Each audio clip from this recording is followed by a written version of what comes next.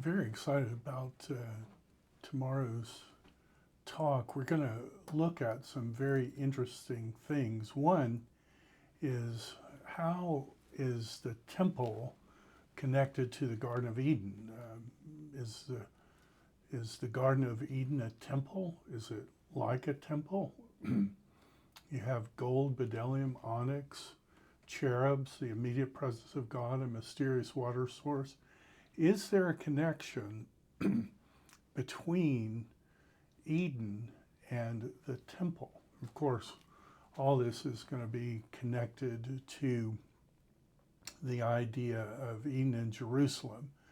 So we'll read some Old Testament texts, and we might ask the question, how is the idea of the expulsion from Eden connected to, say, the expulsion of people from the earthly tabernacle or the temple?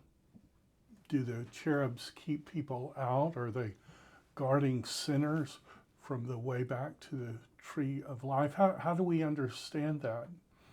And we're going to look at the description of the temple in Exodus 26 and following, and in Ezekiel, and notice there's a measurement given, and then the New Testament, Ezekiel 2.0 and Revelation, many of the same features in Ezekiel, and at the very end, there's a measurement given, a cubic measurement. And how does that relate to what the original temple was like? Very much looking forward to our interaction. All of this is a meta-narrative, Christocentric approach. How does this way of looking at Scripture help us put the pieces together in a way that will cause the parts of the Bible to cohere and increase our understanding?